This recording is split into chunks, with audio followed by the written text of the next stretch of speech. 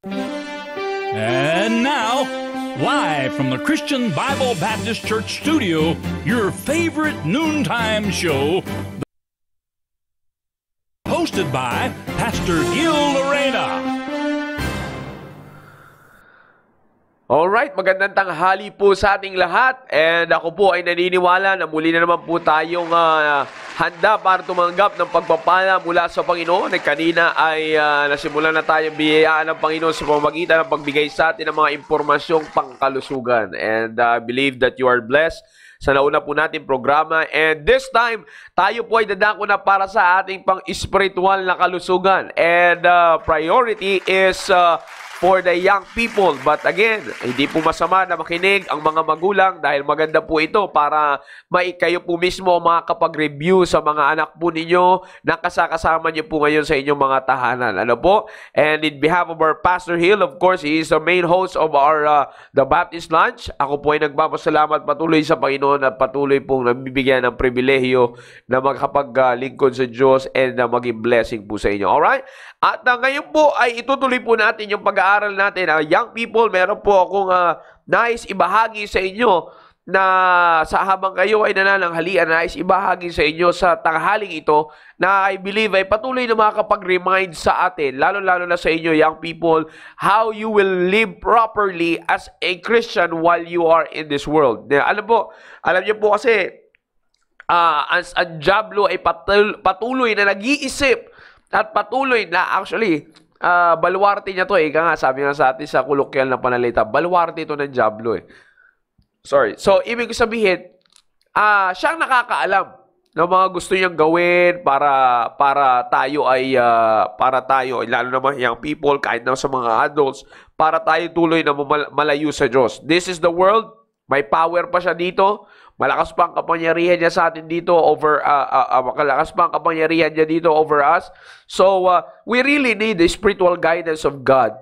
Lalo na sa inyong mga young people, para patuloy kayo. Alright? Para patuloy kayo na maging mamuhay na malapit sa Diyos at may maayos na testimony.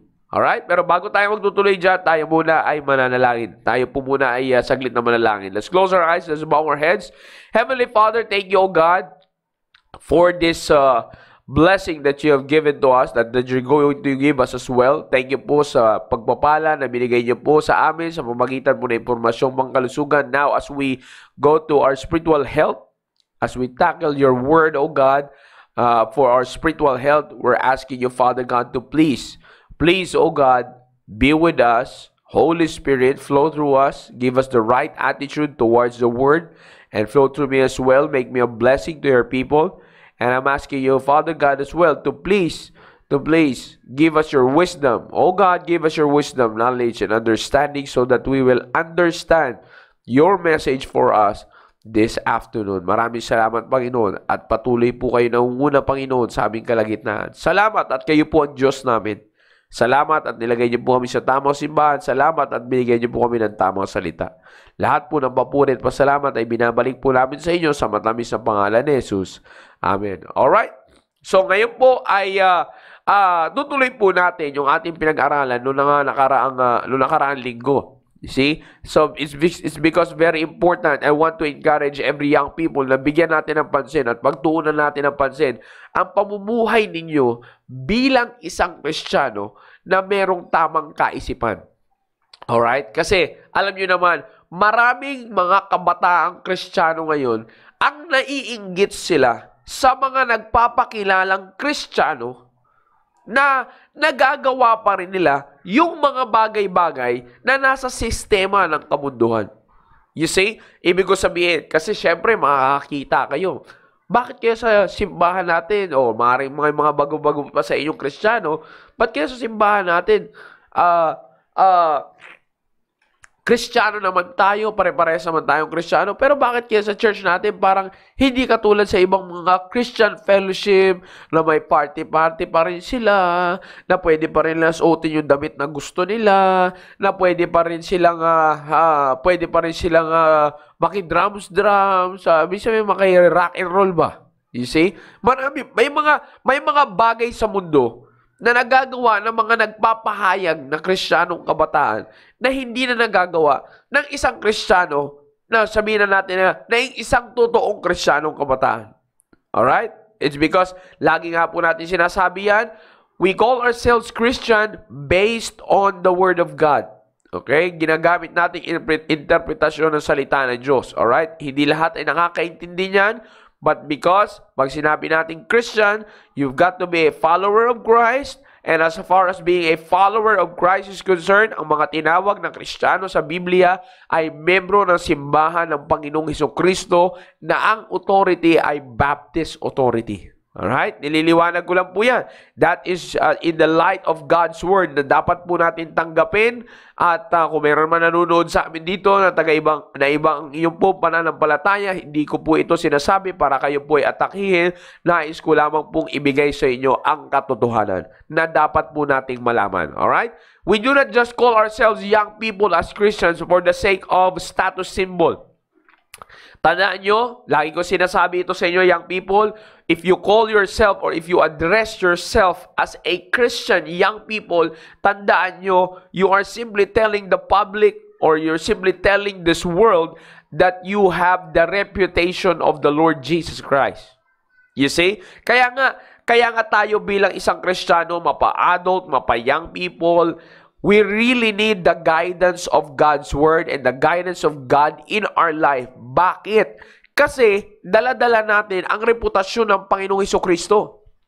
Okay? Hindi natin dala ang reputasyon na natin pansarili ngayon. Mas mabigat ang dala-dala nating reputasyon. You see, that's why we really have to live properly in this present world. And we cannot live properly in this present world, young people, kung hindi natin i-match yung ating kaisipan sa ating pamumuhay o sa ating reputasyon na dala-dala natin ngayon. I'm talking about the reputation of the Lord Jesus Christ. Alam nyo, maaaring sabihin nyo iba, o nga, hirap naman palang maging Kristiyano. No. Alam nyo, ganito yan, young people. Hindi kayo dapat mahirapan sa bumumuhay bilang isang Kristiyano. Bakit? It's because of the reason na tutulungan tayo ng reputasyon ni Kristo na mamuhay ng tama dito sa mundong ito. Now, kaya lang tayo nagsasabi na mahirap o maaaring kaya may nagsasabi sa inyo, mga young people, na mahirap mamuhay bilang isang Kristiyano. It's because there's a problem first sa pagtakbo ng isip ninyo. Hindi ko sinasabi na may problema kayo sa pag-iisip. I mean, pero pagdating sa pag-iisip sa pamumuhay, maaaring doon tayo nagkakaroon ng problema. Bakit? It's because ang pinaka nagpapahirap sa atin ay yung pagsunod sa pamantayan ng Panginoong Hesukristo. You see, young people? Now, kaya nahihirapan. Bakit kailangan kaya magsuot ng ganito? Bakit ganito? Di ba? Ang importante naman ay yung pagkakilala mo sa Kanya sa loob. Yung mga ganong reasons ba? Alright? So, tandaan niyo yan.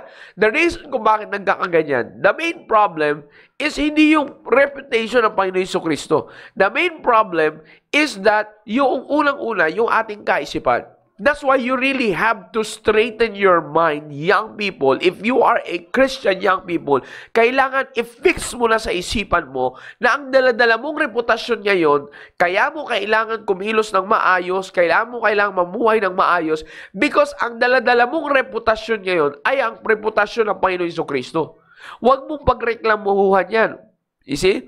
Do not complain na bakit kasi dinaladala ko itong reputasyon na ito ng Panginoon Hesukristo eh. Huwag nawa mo sana sabihin ng bagay na yan.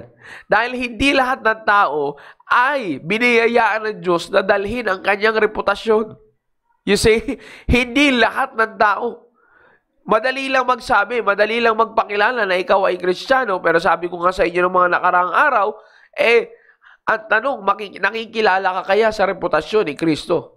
You see? Napakahirap niyan. Mga kabataan, makinig kayo, young people, mahihirapan lamang kayo if nasa inyong reputasyon ang Panginoon Hesukristo and your mind is not on that reputation.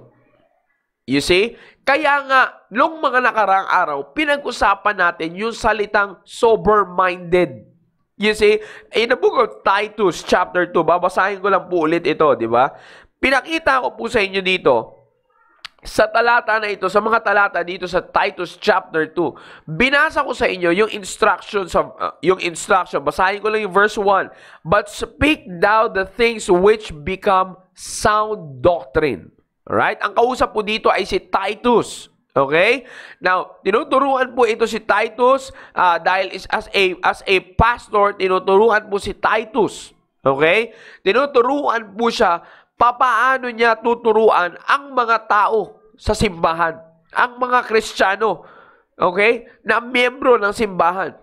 Tinan niyo po sabi niya, but speak now the things which become sound doctrine. Bakit? Dahil, sabi sa verse 2, para sa mga aged men. Verse 3, aged women. Okay? Na, inimportante yung adults. I hope naintindihan po natin ito rin, adults. Now, that the aged men, pinakita ko po sa inyo last week, okay? Pinakita ko po sa inyo last week na ang pinakauna na sinabi dyan that the aged men be what? Sober. Okay? Sa verse 3, that the aged women likewise, that they be in behavior as becoming that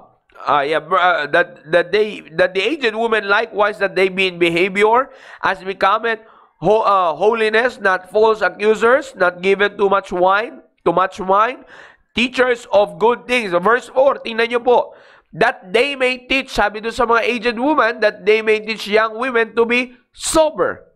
Okay? So, kailangan ng adults na maging sober para maturuan nila ang young women, sa verse 4, to be sober. And then sa verse 6, young men likewise exhort to be sober-minded.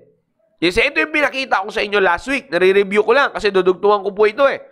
Okay? So, the sound doctrine will help, that the sound doctrine na sinasabi ni Apostle Paul kay Timothy will help the adult, the aged men and women, and even the young women and young men to be what? Sober-minded. Pinaliwanag ko po sa inyo ibig sabihin ng pagkakaroon ng sober-minded, having a sound mind. Sa mas common na maintindihan po natin lahat, pag sinabi natin sound mind, mayroon tamang kaisipan. Okay? Sound mind. Nasa tamang kaisipan. You see? Now, kung titignan nyo po, kung bakit may ganyan na instruction dyan sa mga verses po na yan. Because if we will drop down sa verse number 12, ito na po yung one of the very familiar passages na nababasa at naririnig po natin from the pastor, from the preachers na naririnig po natin sa salita. Sabi sa verse number 12, teaching us that denying ungodliness and worldly lust. Okay? Now, pause ko muna dyan. Ungodliness and worldly lust. Okay? Na sinasabi po dito sa verse 12, these are the things na nagpapahirap sa paglago ng maraming Kristiyanong kabataan ngayon. Because sabi ko nga po sa inyo, maraming naiinggit. Okay? Maraming naiinggit sa mga kabataang Kristiyano ngayon. Bakit itong mga ito, Kristiyano naman? Nagpapakilala rin naman silang Kristiyano. Pero, bakit kaya sila parang may liberty sila na gawin yung gusto nila? You see? Bakit kaya itong mga Kristiyano na ito, bakit ganito, ganyan ang ginagawa, ganito, ganyan. Pero Kristiyano din naman sila. You see? Now, yun yung sinasabi ko sa inyo, young people. Listen to this. Okay? If you are a Christian young people, one thing that you have to make it sure is that dapat yung ginagawa natin dito sa mundo, actually this applies to everyone, but sabi ko nga po sa inyo, kausap ko ngayon young people, we have to make it sure that everything na inyong ginagawa at ipinapakita in this present world should always be in approval with God. You see? Bakit? Because ang laging gustong mangyari ng dyablo, while you are living in this world, okay, magpakilala ka bilang isang Kristiyano, but you will do things that are ungodly. You see? You will do things that are ungodly, and you are focused on worldly lust. You see, kaya po maraming kabataan ngayon nahihirapan. Tingnan niyo po madaling tawagin ng Kristiyano. Ang tindi ng Diablo Gusto mo tawagin mo kang Kristiyano, tawagin mo sarili mong Kristiyano. Pero gumawa ka ng mga bagay that are ungodly. Which is, hindi pwedeng mangyari na Kristiyano ka and then you will do things that are ungodly. Sabi nga natin, hindi maka-Diyos.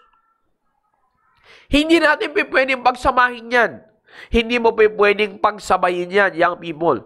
Kung paano sinabi ng Biblia na ang walang fellowship, ang liwanag sa dilim. Okay? Ganon din yan. Hindi pwedeng magkaroon ng fellowship at pagkakasundo ang sa Diyos at hindi sa Diyos. You see? Pero anong gustong gawin ng Diablo? Pagkasunduin yan while you are in this world. Kaya nga, di ba, makikita nyo, sa YouTube, marami kayong makikita niyan O you see, marami nagpapakilalang mga Kristiyano, pero makikita mo, Christian yung mga nakalagay sa mga tagline o sa mga nakalagay sa description nila. Pero pag pinanood mo, talaga yung mga babae, may dance step pa sila bago sila sumasa kinakantang papuri sa Panginoon. Aba, may choreography pa. You see? May mga dance steps pa. Okay? Meron pa silang mga ginagawa na kung makikita mo, wala na rin sa Biblia at hindi na talaga ayon sa pamantayan ng Diyos. Sabi ko nga sa inyo, approval of God. You see? Now, pinagsasama nila yung ungodliness, or they're trying to mix godliness with the worldly system or worldly standard. Okay? Kaya nga hindi pwedeng pagsamahin yun. Pag ang godly na bagay, young people, isinama mo sa world, sa makamundong bagay, yung godly na yan will always become ungodly. Hindi na yan magiging godly pag i-join mo yan sa mundo. You see, kaya nga sabi dito, teaching us that denying ungodliness and worldly lust. Ito na naman, tinan niyo po ang Bible ninyo. Ang kasunod, teaching us that denying ungodliness and worldly lust, we should live, tinan niyo po yung unang-una agad na word, soberly. Hindi niyo ba napapansin, kung dito sa talata ng Book of Titus, laging mahalaga, binibigyan palagi ng halaga yung salitang soberly. Yung salitang sober. You see, ibig po sabihin, alam niyo po, pinag-aralan ko po itong salitang sober na ito. I like one of the meanings na nakita ko po dito. Ang sabi po dyan, isa sa mga meaning ng word na sober is not under the influence of passion. Not under the influence of passion. Now, bago ko po ipaliwanag yung meaning na yan, tinan niyo po, that we should live soberly, righteously, and godly in this present world. Now, imagine niyo po, young people, gaano katagal, imagine niyo to gaano katagal na ang pagitan na sinulat ang Book of Titus ni Apostle Paul sa panahon natin ngayon. Imagine niyo kung gaano nakatagal yan. But yet, yung instruction ni Apostle Paul kay Timothy, kay Pastor Titus, pagdating sa pamumuhay ng isang Kristiyano, lalo-lalo sa inyong mga kabataan, listen, how in the world, akalain mo hanggang ngayon, swak na swak sa pangyayari sa buhay natin? Ganyan ka-credible ang salita ng Diyos. Ganyan ang credibility ng salita ng Diyos. Akalain niyo yan? Ang tagal na ng panahon. Pero bakit ito ay saktong-sakto pa rin na pwede pa rin nating i-apply sa pangyayari sa buhay ninyo ngayon, young people? In this present world, ano rin ang meron? The same that what they have before. Ano yun? Ungodliness and worldly lust. Malakas pa rin. Hindi po yan ang hina. Bakit? Kasi ang Diablo po, sabi nga sa inyo kanina, ang Diablo ay malakas sa mundong ito. Alright? Now, kaya ko po yan sinasabi sa inyo, young people, it's because dahil ini-emphasize, noon pa man, ini-emphasize na ungodliness and worldly lust ay nakakasira talaga sa isang Kristiyano, kaya nga ini-emphasize din noon pa man na kailangan mo magkaroon ng maayos na kaisipan sa pamumuhay mo bilang isang Kristiyano. You see, you've got to have a sober mind, young people. Kung meron man, whether you accept this or not, young people, you cannot just compare yourself to the adults na sabihin na natin na, ay bakit kami lang yung parang napagdidiinan. Tandaan nyo, sabi ko nga sa inyo, even in verse number 1, verse number 2, and verse number 3, and 4, may instruction sa kanila. You see? But the main point here is, bakit parang kami, sabi niyo ba, parang kami lagi nadidiin, young people? It's because as far as the experience of life is concerned, mas maraming na-experience pa rin, lamang pa rin sa experience ang mga adults pagdating sa realization of life. Kung anong meron sa buhay nila o sa mundong ito habang ikaw ay nabubuhay sa mundong ito, kung anong meron sa mundong ginagalawan natin. You see? Kaya nga po, pinagtutuunan niya ng pansin niya, it's because sila, sabi nga ni Pastor, naalala niyo po ito ha, I just want to quote this again, yung sinabi ni Pastor. Kumbaga sila, yung mga dadanasin nyo pala ngayon, nadanas na nila. Okay? Dinanas na nila yung dadanasin pa lang natin ngayon. Mapayang people and even sa aming mga young adults, kami mga young couples, mga nagsisimula pa lang sa pagpapamilya, you see, dadaanan pa rin natin yung mga bagay na dinaanan nila. You see? Kaya nga tinutulungan tayo, and especially you young people, tinutulungan kayo na ayusin nyo na ang pamumuhay nyo, ang pag-iisip ninyo habang kayo ay nasa edad nyo ngayon para anumang naging problema sa dinaanan ng mga nauna sa atin ay yun ang maaari nating madaanan pero alam natin kung paano gawing maayos sa harapan ng Diyos. Bakit? Kasi tinutulungan tayo, meron na tayong salita ng Diyos na sound doctrine na makakatulong sa atin to live with a sound mind. To live soberly. Now, sabi ko sa inyo kanina, in this present world, maraming mga Christian young people, maraming mga kabataan in this present world right now na talagang hatak na hatak ng passion ng sanlibutan. Hindi fashion passion. Worldly passion.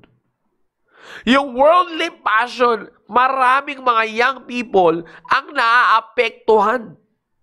You see, that's why up until this time, the reason why a lot of young people ay tinatamad na mag-involve sa simbahan is because hatak-hatak at pigil-pigil sila ng tinatawag nating worldly passion. But if you will live as a Christian young people soberly, ibig sabihin, you are living with a mind not under the influence of passion. You've got to control yourself. That's why sabi ko nga sa inyo kanina, we have to make it sure na kayong mga young people, while you are in this world, dapat yung reputation ninyo bilang isang Kristiyano, yung reputation ni Kristo na nasa inyo, you've got to fix your mind. Reputation ng Panginoon Jesucristo ang daladala ko ngayon. Therefore, you have no right to be under influence or under the passion of this present world. You see, ang passion na dapat meron kayo, again, not fashion, passion, letter P. Okay? Yung passion na meron dapat kayo ngayon is the passion of the Lord Jesus Christ. Uy, sir, palabas yun Hindi yun ang pinupunto natin dito, young people. Pag sinabi natin, pag pinag-usapan natin, iba sa inyo talagang, pag sinabi yung passion of Christ, talagang, ay, oo, naalala ko yung mga ganito, ganyan. Marami nag-iiyakan daw doon sa palabas na yan, pero after ng palabas, nag-iinuman pa rin. You see? Now, pag pinag-usapan natin yung yung passion ng Panginoong Jesucristo, ang pinag-uusapan natin dito is one of the things na primarily pinag-uusapan natin dito is the affection of the Lord Jesus Christ. Yung pagmamahal ng Diyos. You should be under the affection of the Lord Jesus Christ.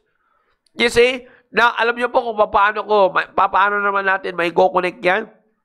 Tingnan niyo po sa verse 11. For the grace of God that bringeth salvation hath appeared to all men. In this verse, sa verse 11, young people, makikita natin dyan yung passion ng Panginoong Jesucristo. Yung passion ng Diyos sa buhay natin. You see? Kaya nga, yung passion na yun ng Panginoong Jesucristo ang nagturo sa verse 12, teaching us that passion can teach you to live soberly in this present wicked world. Nakuha nyo yan, people? You see, listen to this. Kaya nga, lagi ko sinasabi sa inyo, isip. Kaya tayo naniniwala sa principle over emotion, sa intellect over emotion, isip over emotion. Bakit natin laging pinagdidiinan ng pansin yun? It's because dito sa talata ng mga binasa natin, makikita natin na binibigyang halaga ng Diyos, young people, ang tamang kaisipan. Isip talaga. Napakahalaga na meron tayong maayos na kaisipan sa pamumuhay natin bilang isang Kristiyano. Hindi pwede na emotion. Yung sinasabi ninyo na bakit sa ganito, itong mga young people na ito, mga Christian young people na ito, bakit kaya pag sila ay talagang kitang-kita mo talaga na sila feel nila yung Panginoong Jesucristo. You see, now, listen. The point there is this. Kung talagang dama nila ang pagmamahal ng Panginoong Jesucristo, bakit sa ila impluwensyado ng mundo? That's the main point here. Bakit hindi sila makawala ng influence ng mundo? Bakit? It's because ang kinuha sa kanila ng mundo is their emotion at nagpasakop sa kanila sila ng kanilang emotion. Kaya nga, hindi isip ang unang nagiging fix sa kanila. Hindi sila nagkakaroon ng sober mind, sound mind. By the way, ulitin ko lang pala. Babanggitin ko lang pala muna ito, young people. Sa Biblia, pag sinabi natin sound mind, okay? Ito yung maayos na kaisipan na naaayon sa pamantayan ng Diyos. Naaayon sa sinasabi ng Biblia, sa sinasabi ng Diyos. You see? Pwede mo sabihin because we can use the word sound mind sa mundo na ito. Magkakaroon ka ng sound mind, maayos na kaisipan, pero iba ang maayos na kaisipan sa Biblia at maayos na kaisipan ng mundo. You see? May difference yun. Hindi na natin pagtutuunan ng pansin. Maaaring sabihin natin, anong difference? Because yung maayos na kaisipan sa mundo ay nakabase sila sa standard ng mundo. Ang maayos na kaisipan sa Biblia nakabase sa standard ng Biblia. And hindi kailanman nag-agree ang mundo sa standard ng Biblia. Laging against. Okay? Tandaan niyo yan. Kaya nga meron tayong instruction sa verse number 12 to live soberly, righteously, godly in this present world. Kami naniniwala, if you remember of our church, tayo ay nakakarinig kay Pastor, nababanggit ni Pastor, naniniwala tayo sa tamang pagkakaayos ng salita ng Diyos. Pagkasunod-sunod ng libro, pagkasunod-sunod ng mga nakakasulat sa libro, naniniwala tayo dyan sa arrangement na yan. Kaya nga tingnan nyo, kung papansin ninyo dito sa verse number 12, sabi ng Bible, teaching us that denying ungodliness and worldly lust, we should live, ang nauna doon sa righteously and godly, ay soberly. Kung tususin, pwede namang isipin young people, di ba? Pwede namang maisip natin na that we should live righteously, godly, tas huli yung soberly. Pwede namang mauna yung godly, kasi may word na God eh. Kasi dapat una ang Diyos, kaya pag may name na God, dapat una yung God. So godly. Pwede natin isipin na we should live godly, righteously, soberly, or godly, soberly, righteously. Pero tingnan nyo, mga young people, tingnan nyo, Nauna talaga dito yung word na soberly. Nauna talaga yung word na soberly. A word that has something to do with our mind. Bakit? Because mismo ang Diyos ay naniniwala na kaya nga bilang isang Kristiyano, bilang tagasunod niya, we've got to have a right mind first. And the truth is, kung babalikan natin ang panimula ng ating pagiging Kristiyano, very essential talaga ang pagkaisipan, ang pag-iisip. Bakit? Ano lang this is just for the sake of illustration para makita nyo lang yung kung bakit sinasabi ko sa inyo na ang Panginoon Jesucristo ay talagang ini-emphasize niya ang maayos at tamang pag-iisip. Tingnan nyo na lang, ang panimula ng ating pagiging Kristiyano ay ang ating kaligtasan. Nagkaroon muna tayo ng tinatawag na repentance. At pag dinefine natin yung salitang repentance, it means a change of mind. You see, so kung babalik ka sa simula ng ating pagiging Kristiyano, kailangan mo muna magkaroon ng pagpapalit ng kaisipan. Sinimulan mo ang Kristyanismo mo sa pag-iisip. Therefore, pagdating sa pamumuhay mo, young people, kailangan pag-iisip pa rin. Hindi pa pwede nagsimula ka sa utak, pagkatapos dito magsisimula ka, magbabagsak ka sa puso. You see? Tingnan nyo, hindi pa pwede nagsimula ka ng Kristyanismo mo sa tamang kaisipan. Then dito, natuto ka by having the right intellect because of the influence of the Holy Spirit. And then dito, mangyayari ngayon sa'yo dito, emotion. Hindi pa pwede yun. Paano yun paano yun magkakasundo? You see? Now, kaya ko sinasabi yan sa inyo, young people, binigyan ko lang kayo ng ilustrasyon para makita nyo yung kung bakit natin pinagbibigyan din niya. Nagsimula ka, hindi ka pa Kristiyano, then tinanggap mo si Kristo, nagkaroon ka ng panibagong kaisipan, then pagdating sa pamumuhay mo, dapat kaisipan din, maayos na kaisipan din ang mauna, because if you will not live with a sound mind, kailanman you will not live in the judgment of God. At hindi ka na mamumuhay ng ayon sa pamumuhay ng Diyos in this present world. You see? Kasi soberly, righteously, godly. You should live soberly, righteously, godly. Mahihirapan ka mamuhay righteously and godly kung hindi maayos ang isip mo. You see? Kung hindi maayos ang isip mo sa pamumuhay mo bilang isang Kristiyanong kabataan, you will always have a hard time to live righteously and to live godly.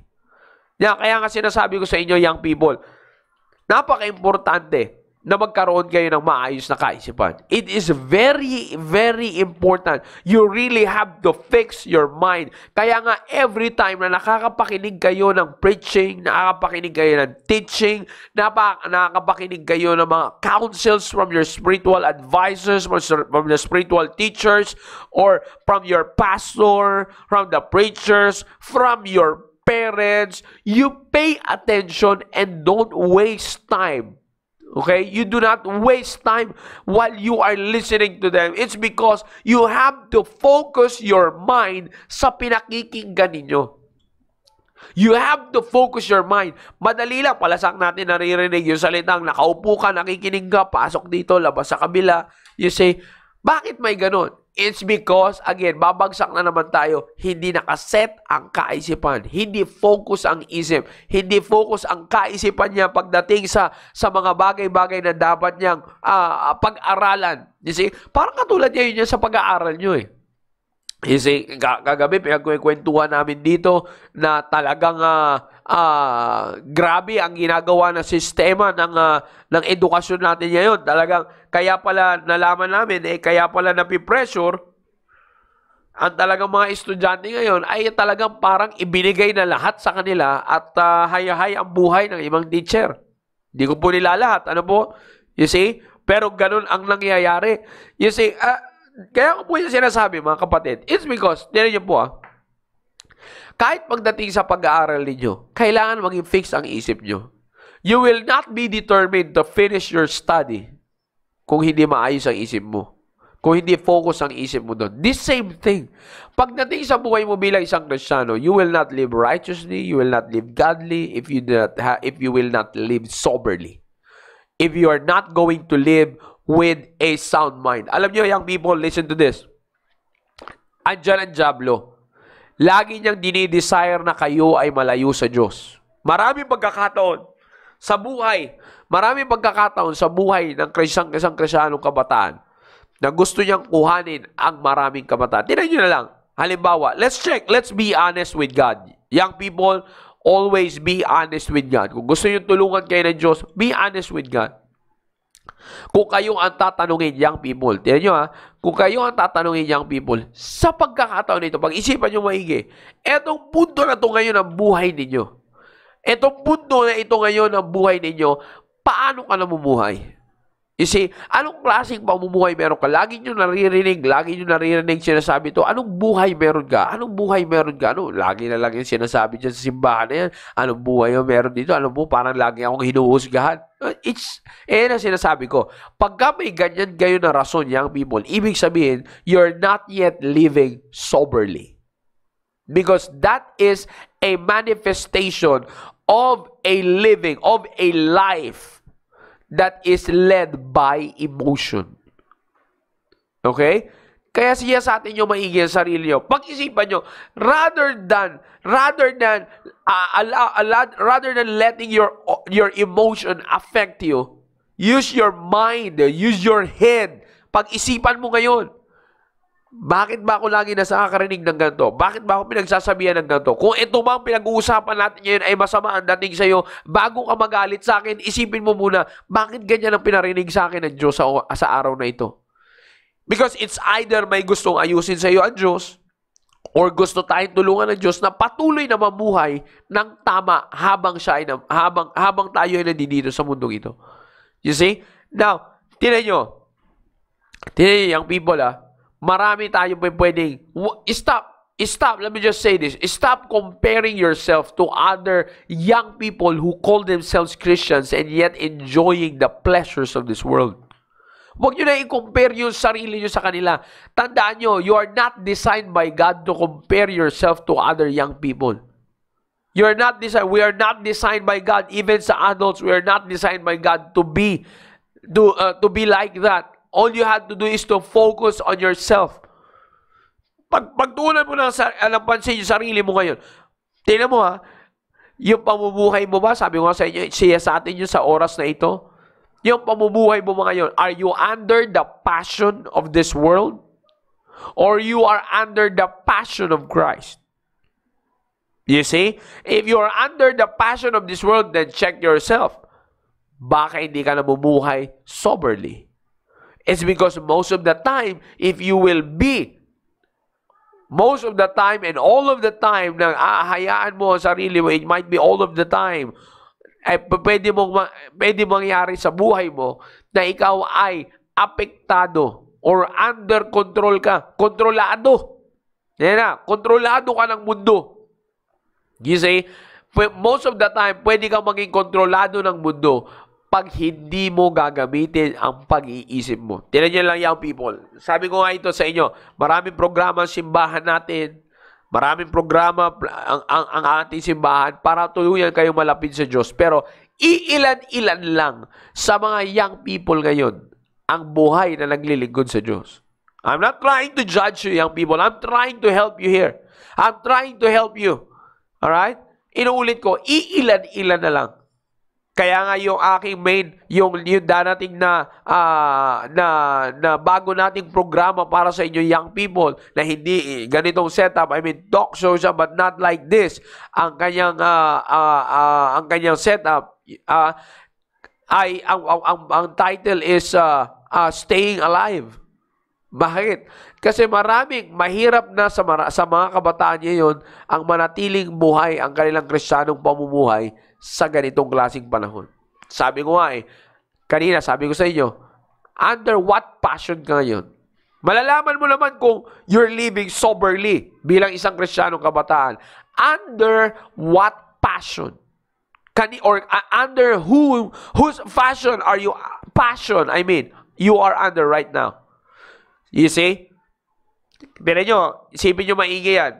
Kaninong passion? Passion ng mundo o passion ni Kristo? I'm already done. Nais ko lang po yan iwanan sa inyo. Para malaman nyo if you're living soberly, check it. How many times na ikaw ay nag-involve sa programa ng simbahan? At how many times kang nag-involve sa mga activities outside the programs of the church? Na hindi ko sinasabi sa inyo, mga kabataan, mga young people, listen carefully. Hindi ko sinasabi sa inyo na, ibig sabihin, wala na kami yung gagawin, kundi mga programa na lang ng simbahan. No. Hindi yan ay sinasabi ko sa inyo. What I'm simply telling to you is, yung involvement mo, yung iyong pamumuhay, because if you will not involve your life sa gawain ng Panginoon, sa simbahan na lang, sa programa ng simbahan ng Panginoon na inilagay niya para makatulong at manatili ka sa tamang pamumuhay. If you're not going to let yourself involved sa sistema ng Diyos, you will not be able to live soberly and you will end up living your life under the passion and system of this world, of this present world. Madali lang. Magaling ang diablo manloko. Sabi ko nga sa inyo from the very beginning, si Satan, the subtlety of Satan. Do you see? Simula pa lang, pinilipit niya na yung salita ng Diyos.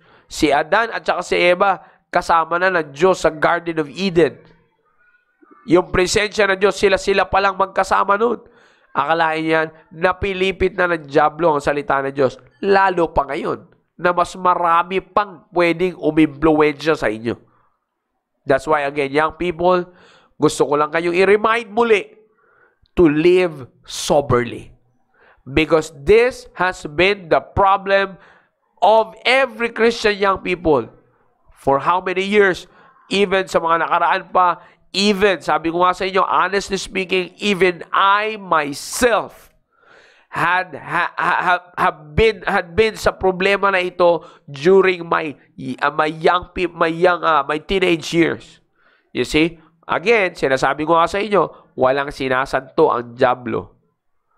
Hindi mo kailangan, kahit kami ng mga nagsasalita, kahit kami, lahat tayo, naririnig nyo yan kay pastor, walang nire-respeto ang diablo na personalidad. Lalong-lalo pa, na ikaw ngayon bilang isang kabataan, tandaan mo yan, hindi re-respetuhin ng diablo kung sino ang magulang mo, hindi re-respetuhin ng diablo kung anong kalagayan mo ngayon. No. You might, alam nyo, bago ako magtapos, young people, you might have a life right now na masaya ka with your parents. You see, buo kayo ng pamilya nyo, pero ang tanong, the question pa rin na ibabato ko is, are you living soberly? Because you can live na masaya ka, maaari mo masaya ka, but masaya kayo ng pamilya nyo, but the point is, ano ang involvement mo sa gawain ng Diyos? Ano ang involvement mo sa simbahan? Sabihin na natin, attend naman ako ng service That's not the main point here. Kahit sino, kahit first-time visitor, pwede umattend ng service. You see? Pero if you are more under the passion of the world, magkakaroon pa rin tayo ng problema sa pamumuhay soberly. You see? Kaya nga, inuulit ko, young people, this program is to encourage you to live properly in this present world bilang isang Kristiyano. Tandaan nyo, you are now bringing the reputation of the Lord Jesus Christ. Hindi na natin reputasyon ito ngayon, reputasyon na ng Panginoon Kristo ito. That's why we have to ask God on our everyday lives. Sa araw-araw nating pamumuhay. Young people, continue na makipag-usap ka sa Panginoon. Palagiin mong kausapin always. Always talk to God and ask Him to help you live properly. To live righteously and godly, ask Him to help you live soberly in this present world. I hope natanggap nyo po at nalunok ninyo ang mga hinanda ko sa inyo ngayong tanghaling ito. Alright? And again, We love you, young people. We are not here to put you down. We are not here to discourage you, but we are here to help you be enlightened in the light of God's Word. All right? And again, mga kabataan, let's continue to live soberly. All right? Live soberly, live with a sound mind. All right? And again, at dyan po nagtatapos ang ating pong programa para po sa spiritual na kalusugan. Okay? Para sa ating mga kabataan ngayon. So, again, the only prayer that you have to do is to ask the Holy Spirit na patuloy kang kapausapin at patuloy kang magpasakop sa salita ng Diyos. Alright? So, dyan po tayo nagtatapos. But before we end the whole program, we will not end the program without giving salute to to our frontliners. Patuloy pa rin natin silang pinapasalamatan. Patuloy pa rin natin silang binibigyan ng pugay sa kadahilanan na alam natin ang sakripisyo na kanila pong ginagawa para po sa ating bayang Pilipinas. At again, inuulit ko rin po, mamaya ay huwag niyo pong kalimutan dahil patuloy po tayong tatanggap ng pagpapala mula sa Panginoon. Alright? Here's our salute first for the frontliners.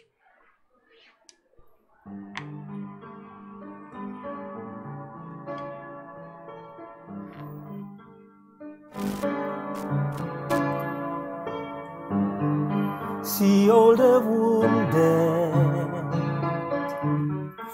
hear all their desperate cries for help, pleading for shelter and for peace. Our comrades are suffering, come let us meet them at their need. Don't let a wounded soldier die. Come let us pour the oil, come let us find the word. Let's cover them with a blanket of His love. Come let us break the bread, come let us give them rest. Let's minister healing to them. Don't let another wounded soldier die.